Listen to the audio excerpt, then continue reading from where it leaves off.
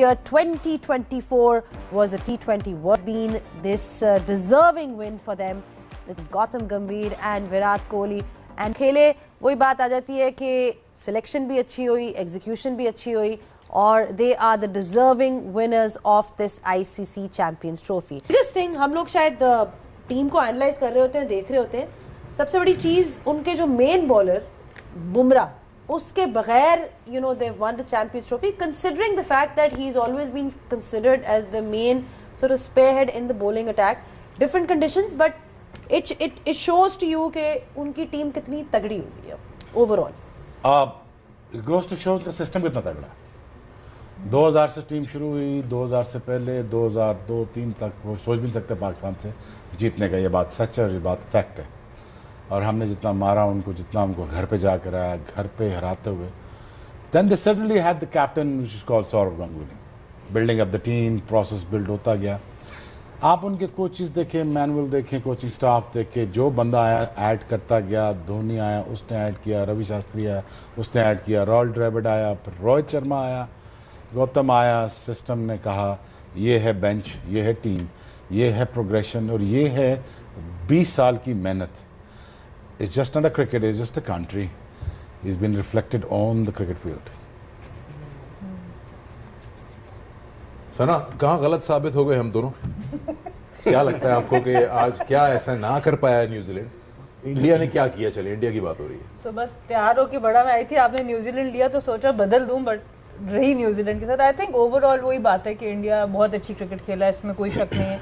शुरू में देखा कि इंडिया से भी आज फील्डिंग में अगर देखें तो चांसेस दोनों टीम्स ने आज वो फील्डिंग का स्टैंडर्ड नज़र नहीं आया. प्रेशर ज़रूर नज़र आया था बट रोहित शर्मा उनकी कैप्टनसी की जितनी बात की जाए, जिस टाइम पे वो चक्रवर्ती को इस टूर्नामेंट में लाए, 2 मैचेस शुरू के नहीं खिलाए, ज़रा बीच में लाए और फिर आज जब कुलदीप यादव को वो लेके आए हैं 11वें ओवर में, सारे मैचेस में अगर आप देखें तो कहीं 25वें 30वें ज़रा लेट उनको लेके आए थे. बट वो जो एक रचिन रविंद्रा की विकेट थी उस टाइम पे, आई थिंक वो भी एक गेम चेंजिंग मोमेंट था और कैप्टनसी बहुत आउट क्लास थी आज अगर रोहित की बात करें. और फिर वही बात है कि मोमेंटम उस तरह का नहीं मिला. अगेन न्यूजीलैंड की बैटिंग को 20-25 रन वो शॉट ज़रूर थे. अच्छी फाइट की न्यूजीलैंड ने, काफ़ी अच्छी फाइट की अगर कैचेस पकड़ लेते.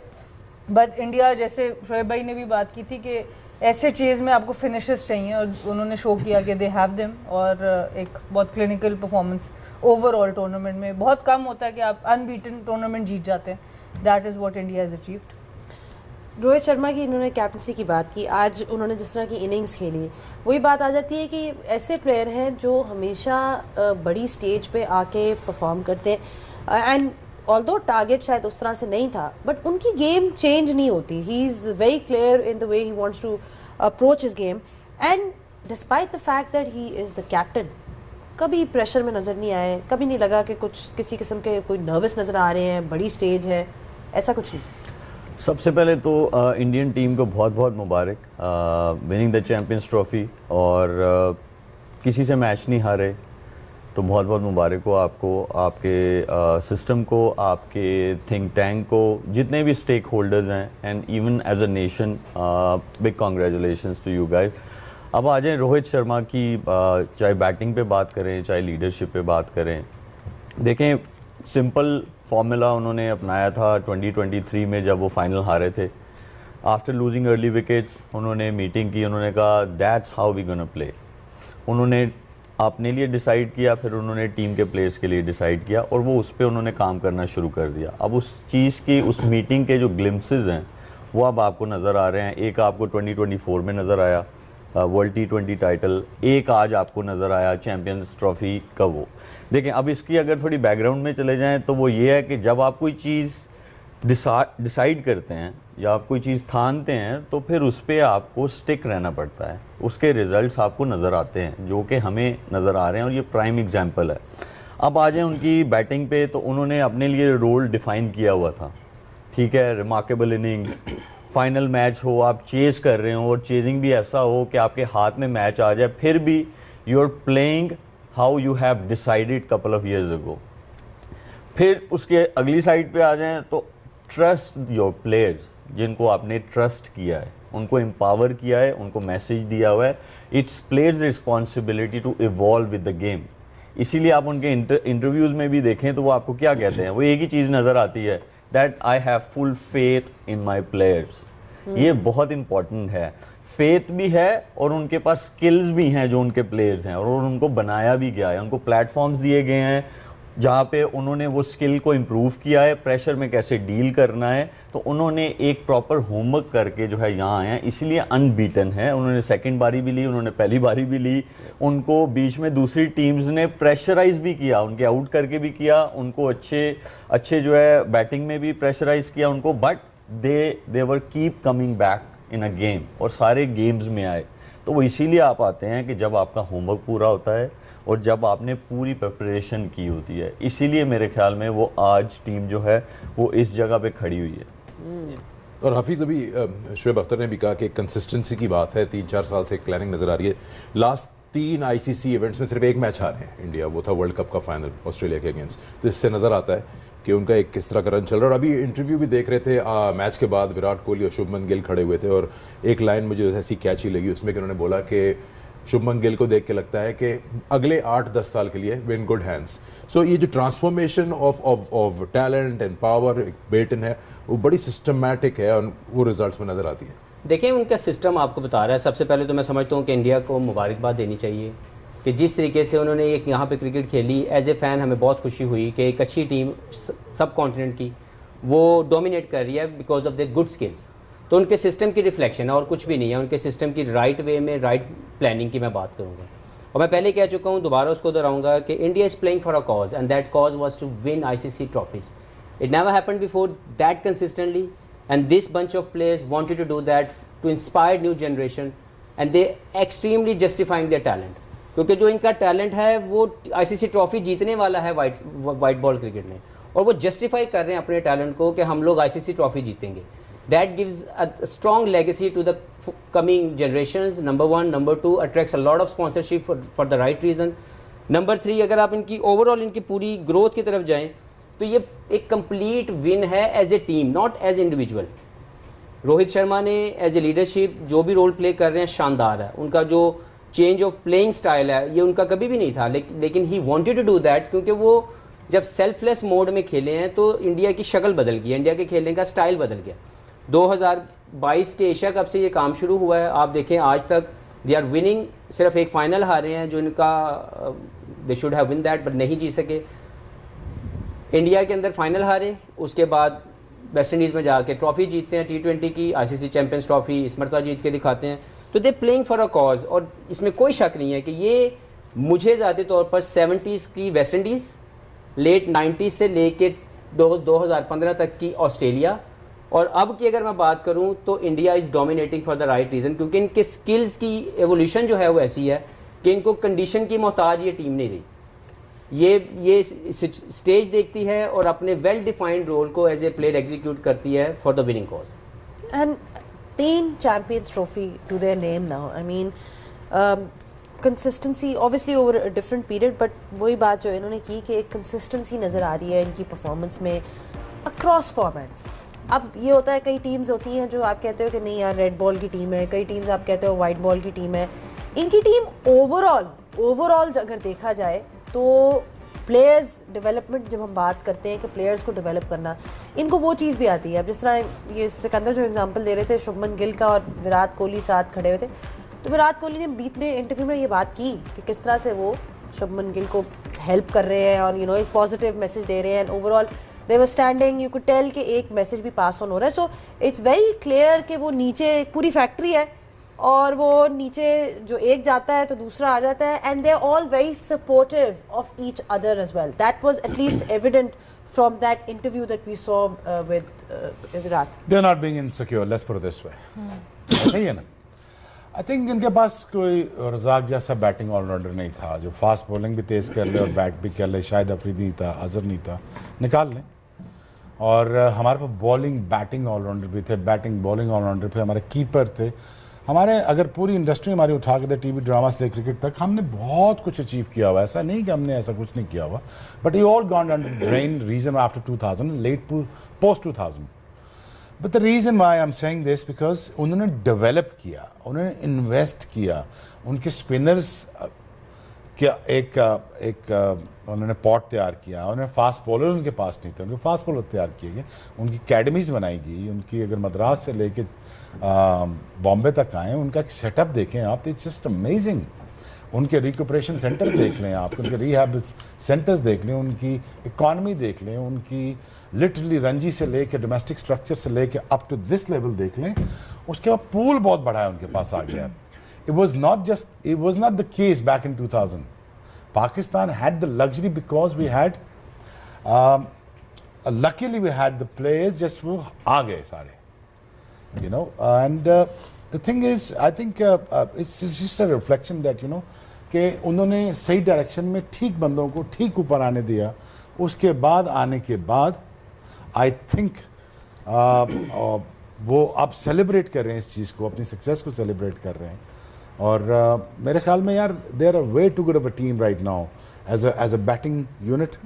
वो रोहित शर्मा को निकाल सकते थे, ठीक है, वो विराट कोहली को भी निकाल सकते थे, उन्होंने नहीं किया। उन्होंने एक एग्जाम्पल रहने दी कि यार हमने अपने बड़े प्लेयरों को नहीं निकालना ताकि बच्चे सीख सकें। शुभमन सीख रहा है ना, विराट को देख रहा है ना, वो 80-82 कर रहा है, वो शुभमन देख रहा है। सो उन्होंने अपनी एग्जाम्पल ड्रेसिंग रूम में ठीक रखी और उनके सिस्टम ठीक रखे, इकोनॉमिक सेटअप्स ठीक रखे। But you know again I really think that you know they are on the up, और इनकी जो प्रोग्रेशन है वो डे वन से नहीं है, विच लास्ट 20-25 ईयर्स से है। और अगर आप कंसिस्टेंटली 2011 से आप उनको देखना चाहिए, 2007 का वर्ल्ड कप से देखना शुरू करें ऑल द वे 2025 तक देखें, तो उनकी प्रोग्रेशन में बेहतरी ही है। कहीं ऐसा कुछ डाउनफॉल आप नहीं देखा जहाँ पे आप कहें यार वो गिर गए हैं, गिरे नहीं, वो ऊपर ऑन द अप ही हैं। So I think it's right set of a management and the right set of a mindset that you invested in the right place and वो पे ऑफ कर रहा है। ठीक है, वही बात है जो सब बात कर रहे हैं, मैनेजमेंट की बात कर रहे हैं या सिस्टम की बात कर रहे हैं कि होमवर्क किया हुआ था, जिस तरह की इनको रिसोर्सेज दिए। आप लोगों ने कहा बॉलर्स विन यू टूर्नामेंट्स, उन्होंने ऐसे बॉलर्स लिए जो हॉर्सेस पर कोर्सेज है, चाहे एक ही जगह खेल रहे हो ना खेल रहे हो, what was there in front of them, उस तरह की सिलेक्शन हुई। और मज़ेदार बात यह है कि मैच आफ्टर मैच, जिस तरह अभी हफीज़ ने भी बोला कि रोहित ने जिस तरह से सेल्फलेस खेला है, आज भी 76 बना 83 पे, opposition knows he is going to attack, लेकिन उसको काउंटर कोई भी नहीं कर पाया। देखिए बिल्कुल, एक तो इंटेंशन बहुत क्लियर है और स्किल लेवल बहुत हाई है। जिस तरह की शॉट्स वो खेलते हैं, वो आप किसी बैटर जिसके पास वो स्किल नहीं है, आप उसको नहीं कह सकते तुम जाके ऐसे अटैक करो। वो स्किल लेवल उनका बहुत ज़्यादा हाई है, बहुत जल्दी लेंथ को पिक भी करते हैं और फिर बहुत उनके पास ज़्यादा टाइम होता है, फिर लेट भी खेल सकते हैं। तो ये दोनों चीज़ें जब आपके पास इस तरह की, वो फास्ट हैंड्स भी हैं, डाउन द विकेट कब से खेलने की कोशिश कर रहे हैं। और आज अपने इंटरव्यू में कह भी रहे थे ये मेरा नेचुरल वे नहीं है, खुद कह रहे थे, बट क्योंकि टीम के लिए, एक बड़े कॉज के लिए वो खेल रहे थे, बहुत ही आउटस्टैंडिंग। ये अपनी लेगेसी छोड़ने वाली बात है कि आपने कर लिया अचीव जो अपने लिए करना था, डबल हंड्रेड्स भी कर ली, सब कुछ कर लिया। अब what are you giving back to your country, and that's the intent that is giving back, that's the brand of cricket.